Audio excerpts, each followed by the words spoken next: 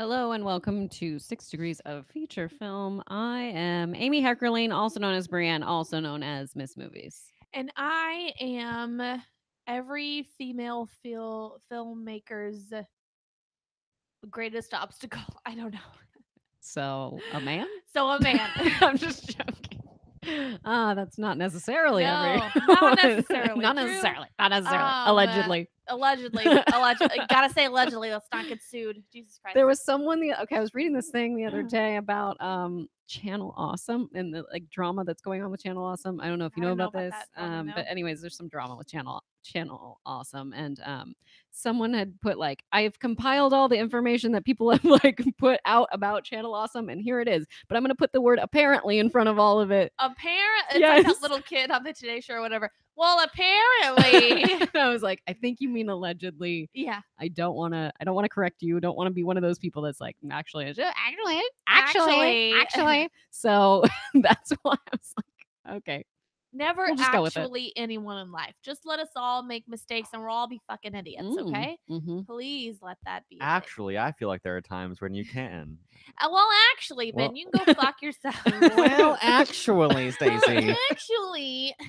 All right. So if you've never joined us before, here's how the show works.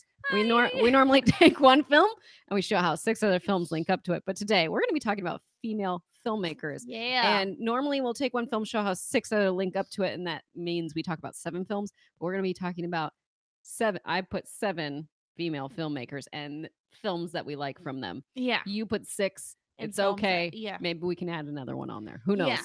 Yeah. I'm sure in the middle of it, I'll think of someone. Right. Yeah. So that's how we're doing it today. But before that, we usually talk about what is going on in our lives. Oh, man. What is going on in your life, Stacey? Again, busy as a bee, as usual. So I'm curious. Does anyone know how Google Voice phone numbers work? I've recently had to use one of them to open an account for. I remember this. You know the drama about this. I had to use it to open an account for like a social media platform so that multiple people could use it. And there was no one knew what it was, and I didn't really know what it was in order to explain it to them, and they were very frustrated with me that I couldn't give them instructions. I do need to know how this story ends because I didn't get to see the There's not end. an ending yet to it. We'll see tomorrow, but I want someone to reply and say, actually, here's what you need to do. Actually, Stacey, I figured out how it works now, but they don't get it. And it's like I sent literally step-by-step instructions with screenshots on how to use it and nothing. Are you going to be able to walk them through it like on a computer with them? Well, you just have to use your phone. So, yeah, Can you walk them through it on their own phone, like next to them? Yeah, here's how we do it. That's how it's going to have to be because Okay. I texted them this and I texted them screenshots of how to do it, and that did not work. So we're going to have to keep going with it. We are going to keep going. Yeah, that's okay. But the saga continues with me. How's your life? What's going on with you? Lipstick is on point today. Oh, thanks. This is the one I wanted you to try because you had said you've been looking for a specific shade, and I was like, this one I think is what you're looking for. I think I will try that today. Okay, if that's good. Okay. Excellent. What is new with me? My husband's up at GDC, Game Developers Conference, and that's in San Francisco. He's doing some business up there. I don't know. And I'm alone with the children, which is always a big deal. Which isn't as big of a deal because it's only one night. But next time he's going to be up at like PAX East, Penny Arcade Expo, and then that's going to be a longer time, and that's during their spring break. So it's going to be me and them all day long, long. I made them dinner last night, and it was delicious. And they basically hated it, and they wouldn't even try it. And then they poured their own cereal and called it a day. And I'm like, can we just... At least they ate. At least they're not dying. But I was just like, why? Why are we doing it? It's not Thanos. This is 6 degrees of Kevin Bacon. There's a 6 in the bacon. Get it? Yeah, there he is. He's the degree, Kevin. Does it look like Thanos a little bit? I mean, his chin is kind of on point there, right? That's true. Kevin does have a chin on him. Yeah. You know, I read an article last night about how important Wild Things was to gay men in the Oh, 90s wow. because Didn't Kevin's got a know. full frontal in there. And so you think, like, oh, it's this, you know, movie that's meant for all the macho straight men out there because it got two girls kissing. But in fact, there was lots of homoerotic themes. Didn't And there know. was full frontal male nudity, which you didn't get a lot back then. No, definitely So it not. was. I read an Still article don't about how get it was a enough big deal. now. Still don't get enough dong, you guys. Still not enough dong. We've come so far, yet We not have enough. yet not enough. Not enough. Coming out swinging, you guys. Coming out Anyways, let's get swinging. into our female filmmakers. All right, Let's do that. I hope you're let's ready. do this. I'm ready. I am. I want to know. So, if something overlaps, then should we save it for later, or should we do it I say as we do it together. Okay. Like I if- want to start with Amy Heckerling because she's the one I I introduced didn't myself have her on as. my Okay, list. she has done Fast Times at Ridgemont High as well as Clueless. Oh. So Clueless was the film that I first recognized her as a filmmaker, and then realized, oh, she did Fast Times at Ridgemont High, which I didn't see until years later. And she was also part of. She came up with the idea for Look Who's Talking once she had a Oh. baby, and was like, wouldn't it be interesting if we could know what the baby said? I think about this constantly, all So the time. what I did for each filmmaker is I basically like pulled information from IMDb about them so that I could share it with you. So Oh, okay. I didn't put it in my own words, so this is basically just me regurgitating IMDb. So which you could do on your own if you want to do that. Great, I mean, go ahead and IMDb is do like it. the Bible. Like it's no one knows if it's real, but we quote it all the time. all the time. So it says Amy Heckerling studied film and TV at New York University and got a master's degree in film from the American Film Institute, which is a big deal, by the way. That is not easy to do. Despite this education, she couldn't get a break in Hollywood. No shit, she couldn't. I mean, this was in the 80s. However, in 1982, she made Fast Times at Ridgemont High, and people started to take notice. In 1987, this is when she got the idea for Look Who's Talking, was when she had her first child, or maybe her second child. I don't know. I don't know how many kids she has. Excuse me. Bless you. In 1994, she wrote Clueless, and she also did the Clueless television show. Did you ever watch that? No, I didn't. I watched a few episodes of it. I thought it was pretty clever. It was pretty Okay. clever, but Okay. like when it's not Alicia Silverstone, you're kind of like, oh, this Like, loses a little bit of "Why?" a luster to it. Yeah.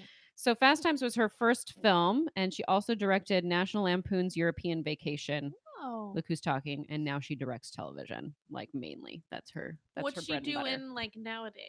I want her to do like a I great can look feminist Netflix up series. what we have for her for television, Yeah. but that's going to take me a second Look up. All right. Well, while you do that, I can move on to mine if you because like. Ben did not bring his computer today, so we're all screwed. I brought my Ben- computer. I just It's just forgot on my your charger. Oh, Yeah. okay. Well, and yours doesn't charge up to mine. No. Oh, Yeah. that's a bummer. Apple.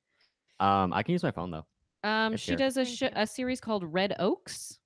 I have not heard of that. I've not heard of I that. feel like I've maybe heard of that. She's done an episode of Rake, Suburbatory, The Carrie Diaries. She did 3 of Gossip Girl. She did 2 episodes. Vamps, The Office. She did an episode of. So she also directed Loser. What do you Oh, know? What do you wow. know? Wow. So there you go. Some Amy Heckerling love.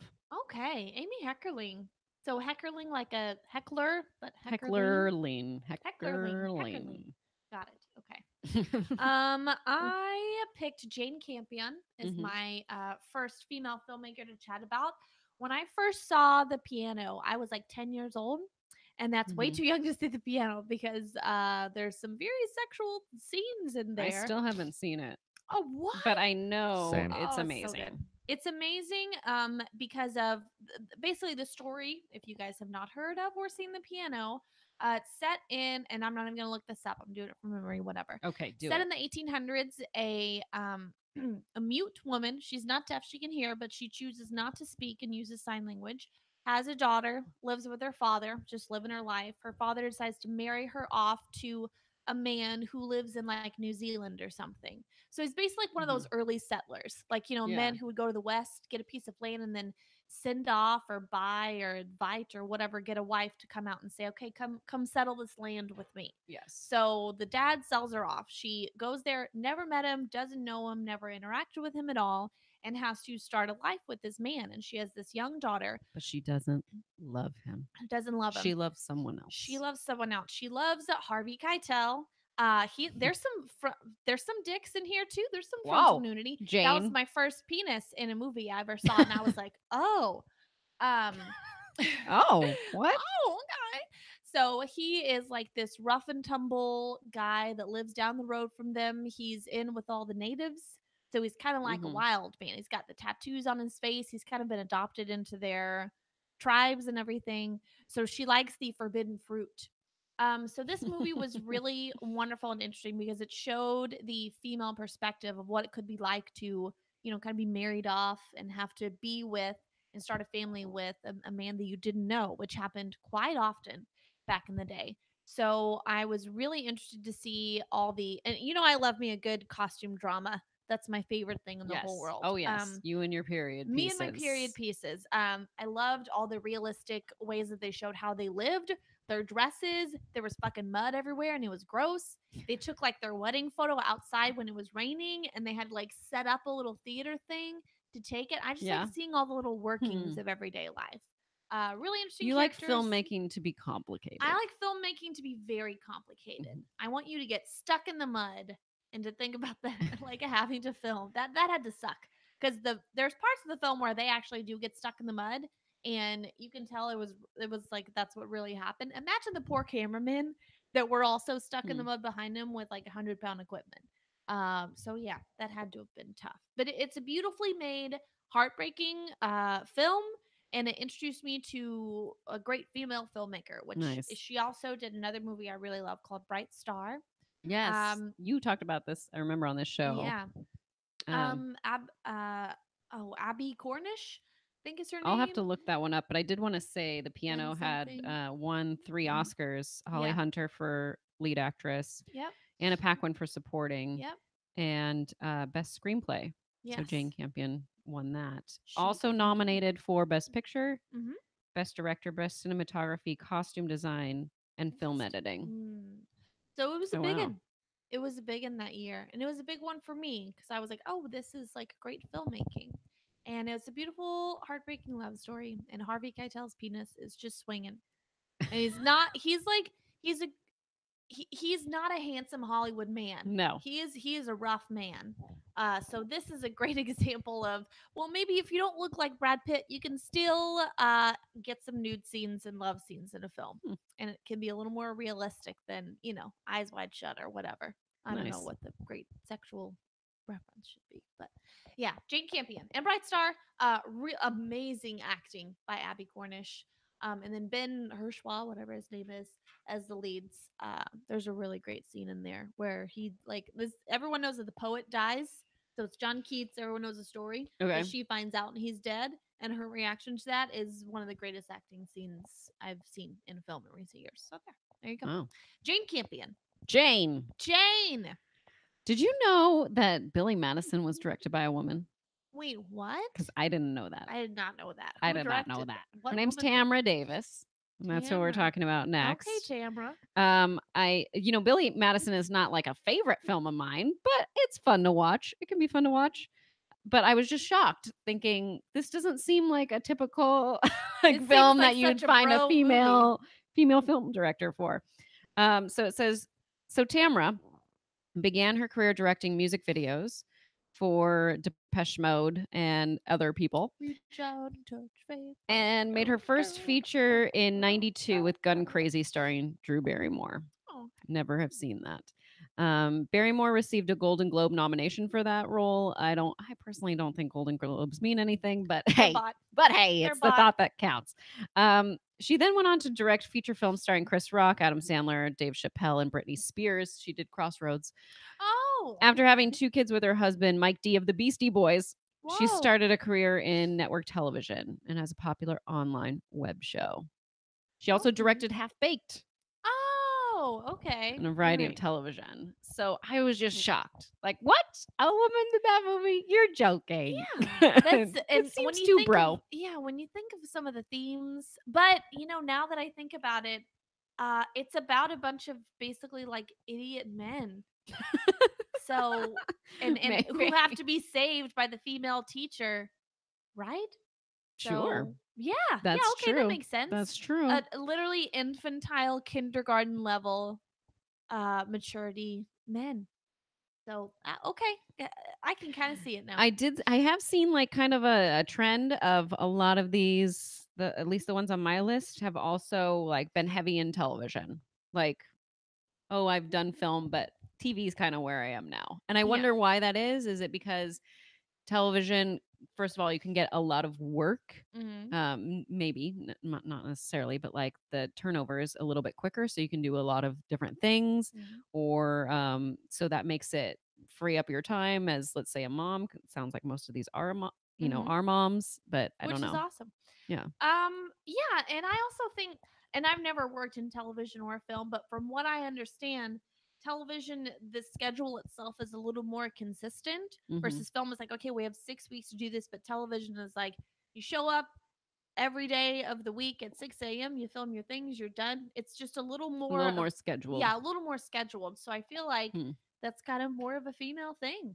Like more of a, I like schedules. I as love everyone schedules. knows. I love schedules so much. I don't seem like I love schedules. I seem like a scatterbrained, all over the place person. In a personality, I am, but in life, I am quite organized. There's also the fact that like a lot of directors who stay in the Hollywood system tend to get big mainstream movies that make a lot of money, and that's how they stay in that system. And women are only just being given those the smaller opportunities, budget. So they end up going more towards TV, where there's like consistency and decent pay, and like people are more willing to give directing roles to women in those positions because there are smaller budget, and because also like directors have less power in TV than they do in movies. Yeah. Movie lover. Yeah. So TV is smaller scale, less budget, and then creators typically have full say over directors. So maybe they feel women are easier to work with over controlling big egos. I absolutely agree with that, because when you're doing a movie, it's this like it's mine. It's mine. Don't touch it. Don't do it my way. Oh, good for you. So they can only handle that for so long. But if you have a television show that is running for potentially years with many seasons, way easier to work with a nice, understanding, supportive, nurturing woman. Sure. I will say that. And this is just me speaking and defending my species. Yeah. Okay. Especially if you're coming into a show that's already been established. True. Because then it's like, well, I know the tone of the show. I've seen this. Like, I can fit right in, something like that. Would you like to go on to another? Sure. Another gal. Sure. Another lady. Okay. Here's my next one. I've got Andrea Arnold for Fish Tank. I don't even know what you just said. Oh, Fish Tank is amazing. Fish Tank is about a young girl who is it's set in the UK. It's basically their version of The Projects. So it's low income housing. Her mom, her single mom, and her little sister live together, and she wants to have some way of escaping this. So she loves to dance. She's in the fish tank Because she's Gotta in the get fish out. tank. Gotta get out. So she loves to dance. She gets in fights a lot, doesn't get along at school. She basically doesn't have a stable structure. Her mom is horrible, but eventually has a boyfriend kind of move in with them for a while, played by Michael Fassbender before he was Michael Fassbender. And a nice, handsome young buck like Michael Fassbender coming in, maybe something inappropriate happens. So it shows a relationship that a young girl who's probably never been with a man before, and she looks up to him like a father figure and also kind of like a boyfriend. And she probably doesn't have the best representation of what love or relationships, that a healthy relationship should look like. So the director Andre discovered the leading actress at a subway station yelling at her boyfriend over the phone and said, "That girl, I want to cast her. I need her," because she was the most realistic portrayal of what a young, angry woman would look like growing up in this area. And she's amazing. So watch Fish Tank. I discovered it on Netflix. Alicia Malone, I know, just talked about it for Filmstruck, which is great. And I don't know if it's still streaming there or streaming somewhere now, but it's incredible. Just it shows all the different relationships in her life that are damaged in some way, but she's younger, who still needs her mother, still needs some kind of stable father figure, still needs all these things, but doesn't necessarily know how to get them. So it's really it's very realistic of what that life is probably like, and it's a great view into, you know, family dynamics. I thought it How was did you beautiful. find this? How would I find it? No, how did you find Fish Tank? How did you come across it? Okay. It was on Netflix, and I was like, "Oh, Michael Fassbender. Okay, Oh. what's this about?" Because I just did you search Michael Fassbender into Netflix? Yeah, that's the right way to go. I do that. I'll search. I'm Tom like Chris Hiddleston. Evans. Yeah, Tom Hiddleston. Add. What's Blue Sea? What's that? You know, or Yeah. I'll search an actor and then discover smaller films. That's how I did Benedict Cumberbatch and Tom Hardy was in a movie called Stewart, A Life Backwards. This was before they had hit it big, and it's a lovely little film. Very heartbreaking again. So I thought it was great, and I just searched those men and was like, "Oh, they're in a movie together. Oh, what's this?" It was from like 2007 or something. I can't remember, but nice. Yeah. What's your next one? My next one, which I'm sure you have on your list, is I don't think we have any, so you'll have to use bathroom tissue. Yes. So the next one, which is probably on your list, is Kathryn Bigelow. Yeah. And obviously, I'm going with Point Break. Did you go with Point Break? I went with Point Break as well. Because why would we go with anything else? Because Point Break is an amazing example of just a director working it. Yeah. Everything was right. Everything was right. Surfing, nothing was wrong. Bank robberies. Keanu Reeves. Their football in the their beach. Beautiful relationship. That was one of the greatest portrayals of male camaraderie and friendship and rivalry I think I've ever seen in a movie. Because when he's and they explain it perfectly in Hot Fuzz. There's a scene. Have you seen Hot Fuzz? Yes, I've seen Hot Fuzz. Where they're watching Point Break and they're watching Bad Boys too. Yeah. And he can't shoot him because he loves him so much. And it's like, you're right. They do love each other. It's great. They do. It's wonderful. So here's some things that I've learned about Kathryn Bigelow. Says a very talented painter. Didn't know that. Kathryn spent 2 years at the San Francisco Art Institute. At 20, she won a scholarship to the Whitney Museum's Independent Study Program. She was given a studio in a former off-track betting building, literally in an old bank vault, where she made art and waited to be critiqued by people like Richard Serra, Susan Sontag. These must be like very famous artists that I don't know about. Later, she earned a scholarship to study film at Columbia University School of Arts, graduating in 1979. She's also a member of the British avant-garde cultural group Art and Language. Kathryn is the only child of the manager of a paint factory and a librarian. Her first feature film was The Loveless. She also has directed K-19 The Widowmaker, The Hurt Locker, as we all know, Zero Dark 30, and Detroit. She has 2 Oscars for directing and Best Picture for The Hurt Locker, so 2 for there. And she was also nominated for Best Picture for Zero Dark 30. She's the first woman to win the Directors Guild of America Award for directing a feature film for The Hurt Locker. And in 2010, she became the first woman in Oscar history to win the Best Director Award and the first woman to win a BAFTA Award for Best Director. Nice. I love Zero Dark 30 so much. I do too. I think I saw The Hurt Locker, or I think I caught like a part of it. I didn't see the whole thing. And I really, really loved Zero Dark 30. I thought it went... There are so many films that are about, terrorism or war, and it's all about, the action. This is all about like how the government standing in your way, which they always do. Yeah, every damn day. And now I only say that when like you work for the government, you like really see it. So as a school teacher that worked in public school, I'm like, always being blocked. I can't do this because I'm blocked by the government to do this. That's just life. Yeah. Got to teach to the test because the government makes me give them that stupid test every year. Yeah. Which is pointless. Let's all sing songs and hold hands in the grass and do group projects together, because that's how we all learn. We have a group, or not a group project, but we have a project coming up for my daughter where we have to research a wild animal. She's very excited. Hopefully we get coyote. That's our first choice. And so porgs, we could put on there, but they're probably not going to accept that. But it would be great if they did. Wouldn't that be amazing? That would be good. I'm like, can we do porgs? Maybe we'll do a second report on porgs. Just say, this is a member of the pheasant family.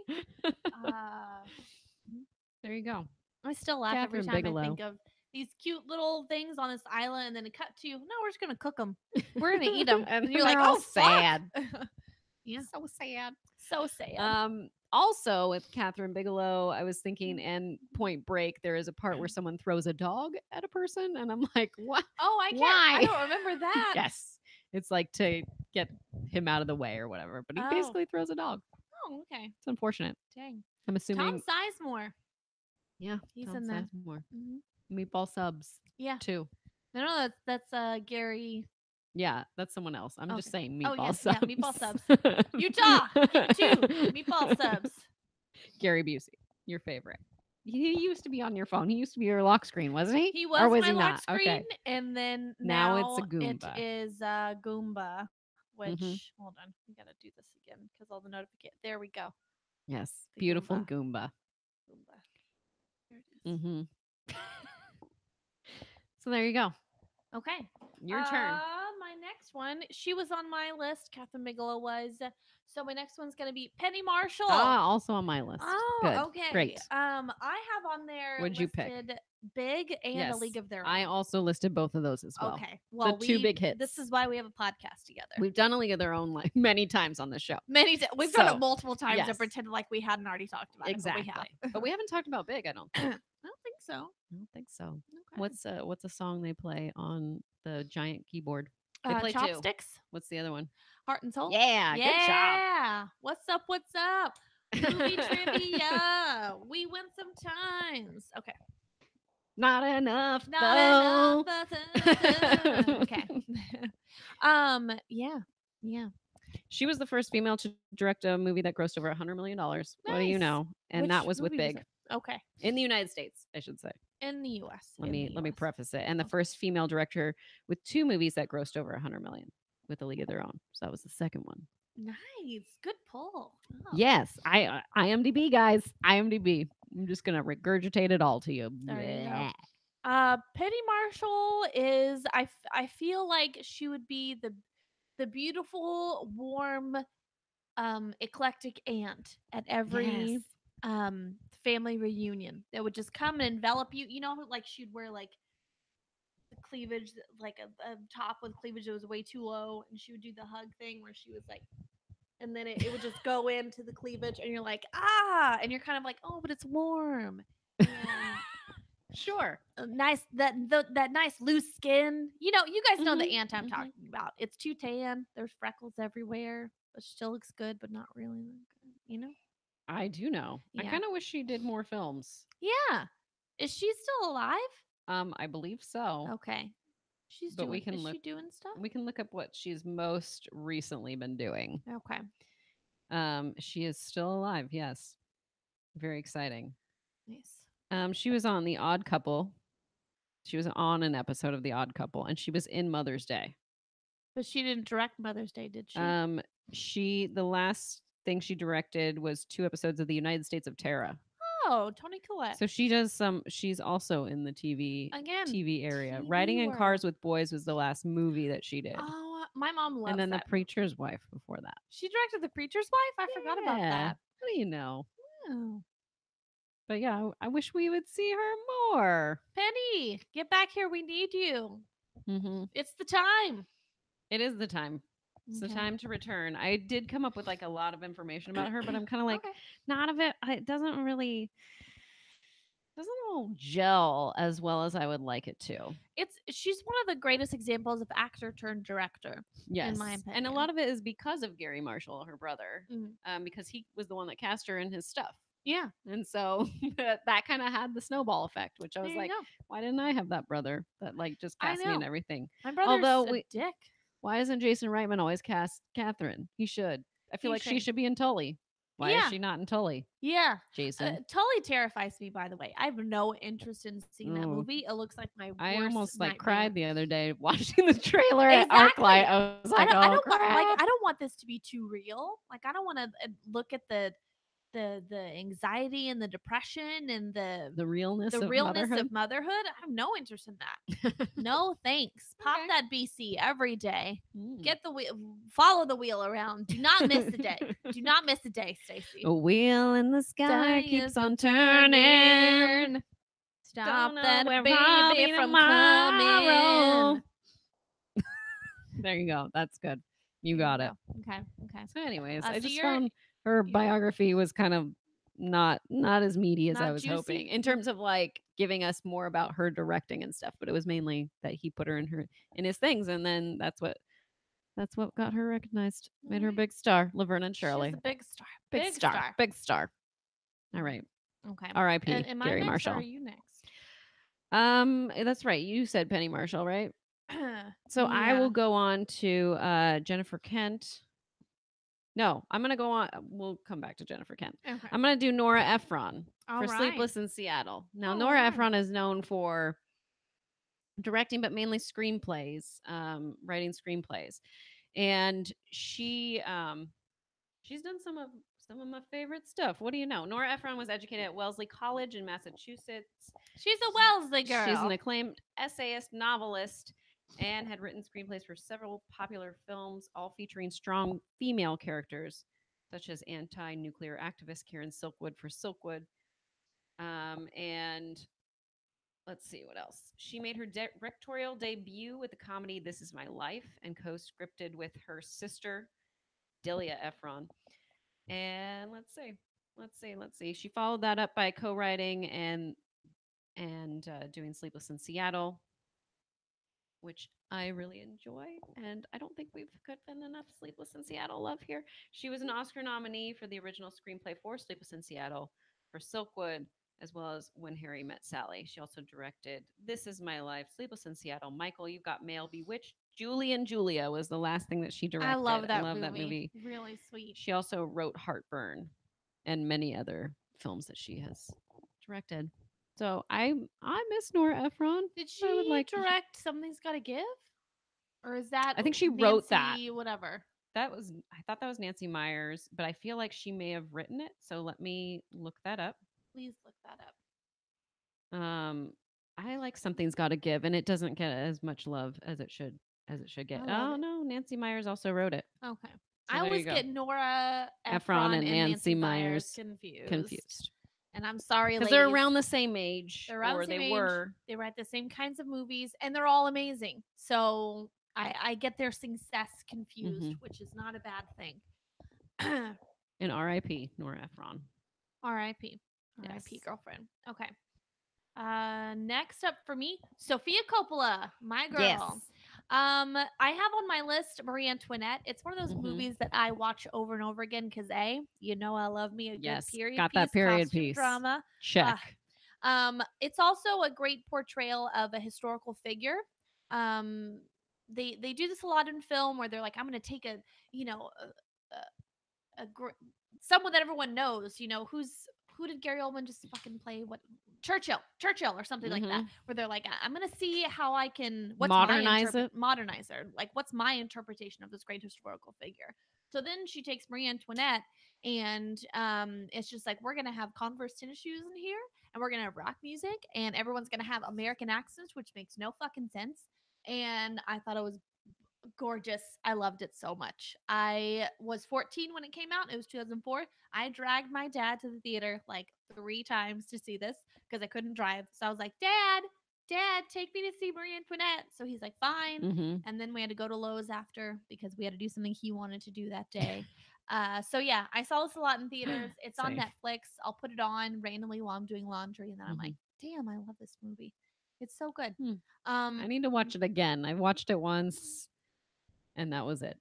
So I loved it. Gotta watch it again. I loved it because it's so many people in history think of, Let Them Eat Cake, or like a spoiled brat that Marie Antoinette was, but it really portrays her in a different light, and you change your mind about this very, very one of the most famous queens in history. Yeah. And funnily enough, when she was writing this movie and trying to figure out how do I tell the story of a story that everyone knows already and change it up, she got so frustrated with it that she wrote a little film called Lost in Translation while she was trying to procrastinate on this film because she found it too difficult. So then we get 2 movies out of it. Nice. Yeah. There you go. I like the Virgin Suicides. That's one of my favorite ones.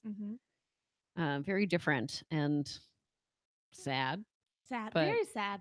But an interesting story to tell, I felt. Yeah. I don't know. What's the line that the little girl says to the doctor? I don't know. Like, what do you have to be so worried about? She's like, well, doctor, you've never been a teenage girl or something like that. And you're like, true sister. Yes, we worry about everything. Every single thing. I have constant anxiety. Very good. Sofia Coppola. Very good for my constant anxiety. Sofia Coppola.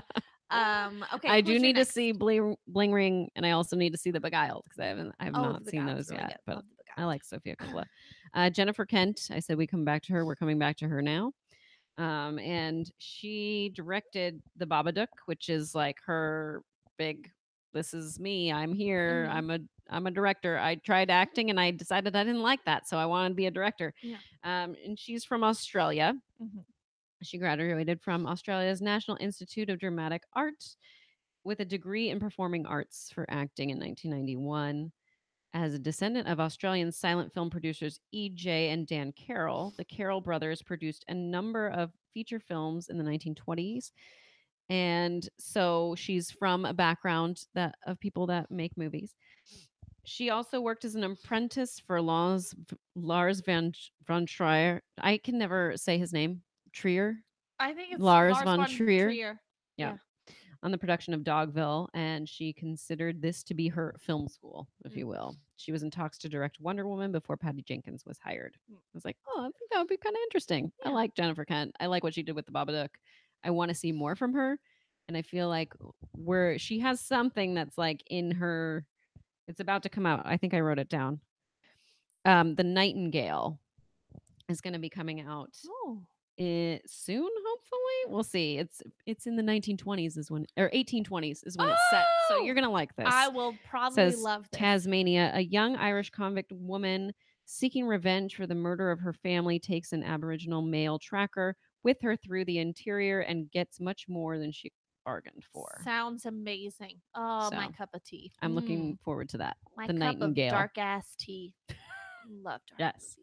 Zebra cakes as Soylent Green. Yes. Soylent Green that's a is callback. people. That's a callback to a movie fight that we did What's weeks ago. Real dark. Sex trafficking. God. I got really into it. I loved The Babadook as well. I was so excited to see the praise that she received for that, and I really am excited for The Nightingale now that you described it to me. So, okay. I hope that comes out soon. Me too. Okay. My next one is going to be Kathryn Hardwicke. She directed an amazing coming of age tale called Twilight. Oh. Yeah.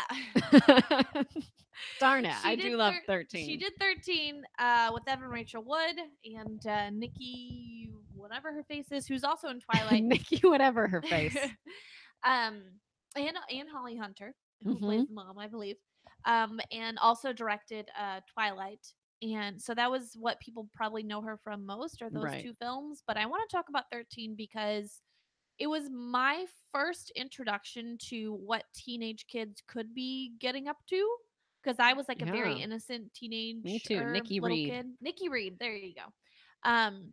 Who didn't do any of that stuff. Never into didn't take drugs, didn't have sex when I was too young, didn't do any of that stuff.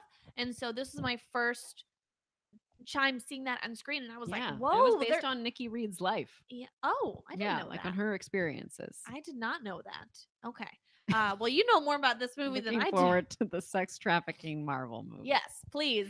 It would make sense. That's the only way that Nebula and Valkyrie would want to team up, is to help a bunch of girls. They're not going to help just any Joe Schmo, you know? Let me just get into that real quick. But anyway, I digress. So back to 13. I was shocked. I'm like, what are they doing? They're too young. They're too young for this. Like, I was like an old lady being like, oh no, honey, you are too young for that.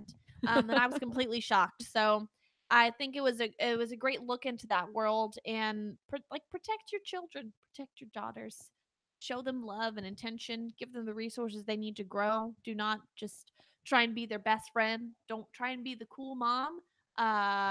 No. So put them in art class, please. And don't let them get tongue rings at the age of 12, because that's terrible.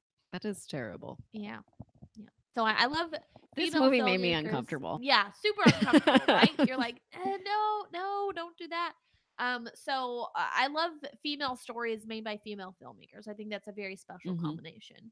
Just like if you wanted like a male director to direct like a male coming of age tale, something like Stand By Me, I think that's the lens through which you're looking for a particular story is really important and can be a very special combination. So I love this combination. 13, Kathryn Hardwicke. Perfect. All right. My final person is Karyn Kusama. You might know her because she did The Invitation. Did you see The Invitation? I did. Okay. With something Logan Marshall Green. Is that his name? Maybe. The guy from Prometheus. Tom Hardy discount. Maybe Ben will get it for us. Who's in The Invitation, Ben? Okay, so she was born March 21st, 1968 in Brooklyn, New York as Karyn K. Kusama, which is unfortunate because that makes her KKK as her initials. Oh, that's unfortunate. That's unfortunate. Why did they do that? I don't know. Logan Marshall Green is correct. Okay, got it. Fuck yeah. Proud of you. I don't think they knew. I really don't think they knew because I just don't. I don't think that's anyone knew. Okay. She's a director and writer known for The Invitation, Girl Fight, and XX, not Triple X, but XX. Also has directed episodes of Halt and Catch Fire, which I've heard a lot of great things about. Also directed Jennifer's Body. Oh, I like Jennifer's Body. Yeah, me too. And Aeon Flux. Not a big fan of Aeon Flux. She has a movie coming out this year called Destroyer, which is about a police detective reconnecting with people from an undercover assignment in her distant past in order to make peace. That's with Sebastian Stan, Nicole Kidman, and Tatiana Maslany. So could be. I want to see that trailer. I want to see what Destroyer trailer is. Okay. But The Invitation, I thought was such a good slow burn of a horror film, and like has that ending that you're just like, what? Great. Love movies like that. But Jennifer's Body is another one that I thought was incredible. I really love that movie, and I didn't think I would. Maybe because I was like, this movie is called Jennifer's Body and Megan Fox, and it's like a movie about a hot girl. Like it just didn't. I was like, I don't know about this, but then I watched it and I was like, this is really good. It's really and funny. I feel like it probably got pigeonholed by a lot of people to be like, oh, it's just about a hot girl, like who's demonic or something like that. It just doesn't. But give it a shot. Give it a shot. I think The Invitation might be on Netflix, and that might be how I saw it. I don't know if it still is. It might still but be. It's one of those films where you're like, you kind of think you know what's happening, and then you realize, nope, you don't really. You don't. You can't guess. You can kind of guess, but then you might be wrong, and then you might be right, and you might be scared. And that's real good. Mm-hmm. So there you have it. Those are my people. So these are our people. Let's run them down. Sisterhood of female filmmakers. Let's run them down. Let's run them down, and then we'll get out of here. I did Clueless, Amy Heckerling, Billy Madison, Tamara Davis, Point Break, Kathryn Bigelow, Sleepless in Seattle with Nora Ephron, A League of Their Own and Big with Penny Marshall, The Babadook with Jennifer Kent, and The Invitation with Karyn Kusama. I did Jane Campion for The Piano and Bright Star, Andrea Arnold for Fish Tank, also Kathryn Bigelow for Point Break, also Penny Marshall for Big and League of Their Own, Sofia Coppola for Marie Antoinette, amongst many other things, and Kathryn Hardwicke for 13. What a fabulous female filmmaker themed show. Exactly. Yes. I agree to such terms. Mm-hmm. Next week is our final week till our hiatus. Yeah. So we're going to be doing endings of films that we appreciate. Great endings. And so there'll probably be a ton of spoilers. But also gonna keep free of some spoilers of current films but yet still talking about like the ending to Thoroughbreds without really talking about it. Okay. We'll work but not talking about it, because man, I got some things to say. I have some things to say. Okay. Concisely. I feel like Ben has been meaning to say something, but he keeps lifting and then back down. No. Okay. Well, thanks. I was gonna make a comment about like how vague saying something but not saying something is, and you kept talking, and I was like, okay, the moment's gone. The moment is gone. The moment was gone. It's gone. I got called out. All right. Well, Stacey, where can we find you? You can find me on Twitter, Instagram, Snapchat, Stardust now at Stacey O. Howard. No E, no I, just Y. Movie Lover 206 makes a good point. What? The Matrix. Wachowski sisters. Yeah. Yeah. Yeah. Yeah. Also, Mary Herron for American Psycho. Amazing. Amazing. Gotta see more of her too. All right, ladies and gentlemen, I'm Brienne, also known as Miss Movies, and that's where you can find me on Twitter at Miss Movies. And that's it. Yeah. We will see you next week. See you next Bye. week. Bye. Bye. Bye. Bye. Bye. Bye. Bye. Bye. Bye. Bye.